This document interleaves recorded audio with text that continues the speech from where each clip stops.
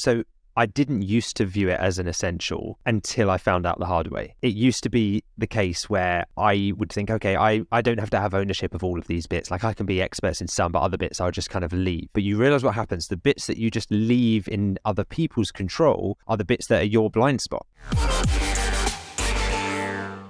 The temptation when you first go into business for your own or for yourself is to think, I've just got to chase profit.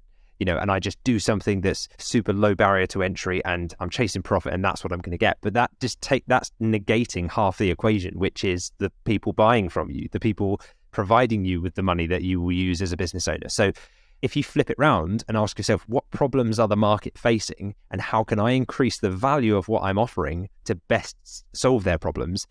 Suddenly you can charge a lot more than your competitors who are not using those strategies. So to put this in context, one example is when I first launched a higher ticket store, so selling products upwards of £300, £400, £500 per item from UK suppliers to UK customers using the home turf advantage model.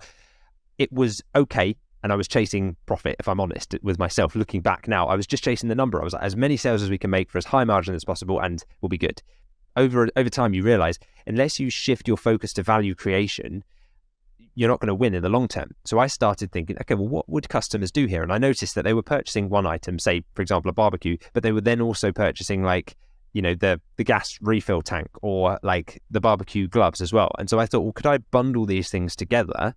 Again, just an example of a similar kind of industry, but could I put those things together and then say, you purchase them all as one and you then get a better deal overall? Or even you just charge the same, but you're just increasing your average order value. So that's an example of adding value to customers by just doing that decision-making process and convenience for them. Another thing we did is we noticed that we were getting a lot of questions from customers who are asking questions like, for example, what type of barbecue grill should I get, or what do I need, or compatibility with gas canisters, or things like that. Again, just using the example, but I thought, well, what if we created a tool that was relevant for our industry, that was the equivalent of doing something like complete this quiz on our website to figure out what type of barbecue is perfect for you. And so you go in and it says, how many times a week do you cook? What type of food do you cook? Do you want to refill your barbecue weekly, monthly? Like these types of questions. And then it could like kind of gamify the process of product selection and then help those customers decide on which product they wanted to purchase. Again, it's added value, it's educating the market. So that was another example. Another thing we did was had our customer support team spend the first few weeks when they joined our company, and we still do this to this day, just learning the industry. I say to them, go and watch videos, go and read other competitors' websites, go and read blogs, like just learn the industry so that by the time you're on the phone with our customers or you're answering emails, you can answer their questions with 100% certainty, use the right terminology, the right words, the right phrases, and that they truly believe that you are experts in that industry. And it doesn't take long to become an expert in an industry. People are often worried that like, I've not been in that industry before. I promise you, if you spend 2 weeks full time just reading and learning and absorbing, you will be an expert in that industry very quickly. So these are the things we did, and we saw market resonance. We saw our audience really appreciated that added value. They bought the bundles, they used the convenience tools that we'd created on our site, and then they purchased, and they appreciated our support because we got great reviews. And so I think over time that shifts into like, well, then people start talking about you through word of mouth. It boosts your organic traffic, your referral traffic. And then of course profits then follow that as a byproduct of the added value that you've provided through doing those things. So for me, the importance of building a business that benefits others now trumps chasing profit, because I know that the latter will follow the former. If you can get that bit right, you don't have to worry about the profit side. As long as you have a good system that's scalable, that works like we do with these stores, then just focus on solving a problem for the customers. Yeah, this is really useful. I'm taking these tips down for myself, Lewis. So thank you for sharing these tips that you've used to build your e-commerce store. And I think if people take one thing from this whole podcast episode, it would be that the income that you can generate and you'll take from the business is directly proportional to the value that you create for your market. And that's just the way it works. It's the way it works with everything. And the money that you'll earn is directly proportional to the value you create for your customers. So keep that in mind. That's a mindset shift.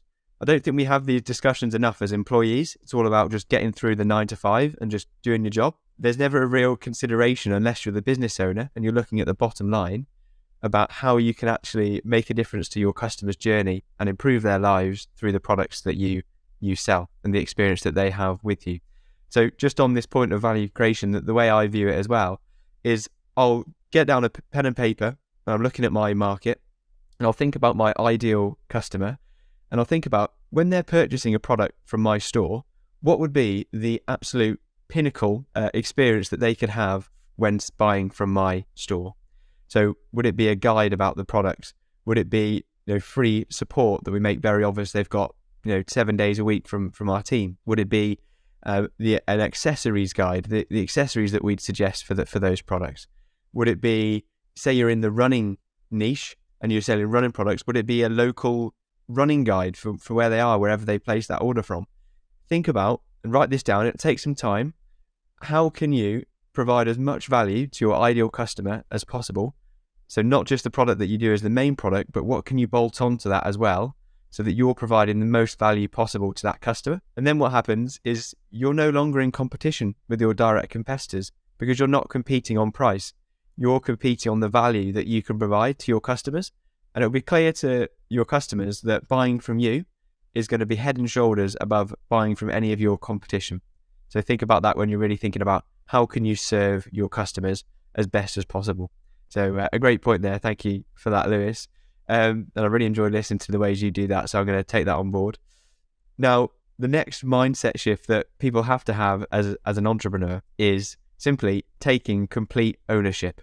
So whether that's ownership over their results, over their failures, it's ownership over everything that they do and the inputs and the outputs that they get from their business.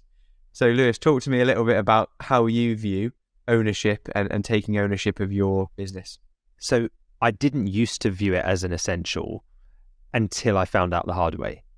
It used to be the case where I would think, okay, I don't have to have ownership of all of these bits. Like I can be experts in some, but other bits I'll just kind of leave. But you realize what happens. The bits that you just leave in other people's control are the bits that are your blind spot, right? And you never develop skills around those things. And oftentimes it's because we label ourselves as like, oh, I'm not a numbers guy, or I'm not a graphics design guy. I'm not a website design guy, so I won't deal with that stuff. But you need to have oversight of that when you're starting, because that, when it's your business, you need to at least understand the process, even if you're not the one doing it. So I think, I've talked about this in a previous episode, but the early days of my business, when I lost track of the finances and things started to spiral out of control quite quickly because of the cash flow oversights, we were overspending on marketing campaigns and under allocating money to be set aside for taxes, corporation tax, VAT, things like that.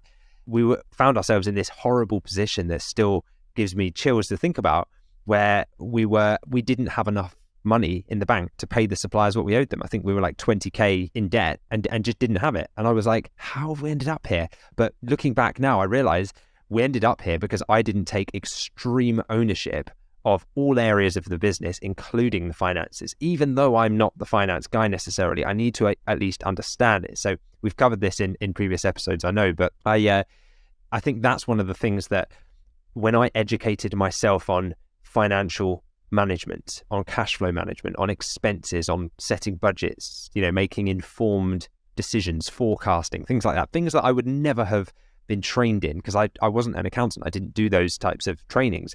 But now that we've turned the business around and I've figured out the things that I need to at least have an eye on and understand, it's really important. And I think looking back on it now, that dark time, that really pivotal moment for me, I'm so grateful for it, because I think, they talk about the concept of fear setting, right? Again, it's another Tim Ferriss kind of concept where you say, if you're going to try and go after something and you're worried about the risk of failure, play out the worst case scenario.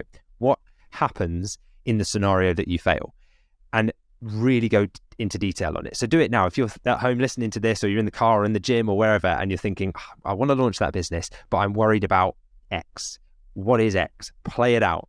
Write it out in extreme detail and say, okay, I would lose everything. I'd go bankrupt. I would be really unhappy. My friends and family would all laugh at me.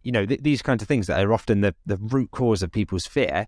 And then write yourself out And what would I do in that situation? And it's like, okay, well, I'd maybe have to declare bankruptcy. My friends and family probably wouldn't disown me. They'd just be like, oh, it happens in business. And then I'd probably try again and launch a different business, or I'd just go back to a job. It's like, okay, well, now are you okay with that scenario? And if you are, now write out the more likely outcome, right? And then are you okay with that? How does that look? Then you write out actually the best case scenario. Here's what could happen. And when you realize that the upside of the best case scenario far outweighs the potential downside of the worst case scenario, you realize, well, the risk here is not experiencing the upside because I'm okay with the downside. I've already played it out. And if it happens, it happens. That's one of the biggest lessons I think that I got from, and kind of tying this back to extreme ownership, is like, now I'm okay with the downside because I experienced it and it was horrible. And yes, but I know that if we ever go back there, it's not going to kill me. And I think I had to learn that the hard way. But now if that's what's stopping you and holding you back, try that exercise I just talked about. Rewind the podcast, listen to that again, and actually follow the steps. Because I remember when I did it, it's a game changer. It just shifts your mindset and you think, now nothing's holding me back now.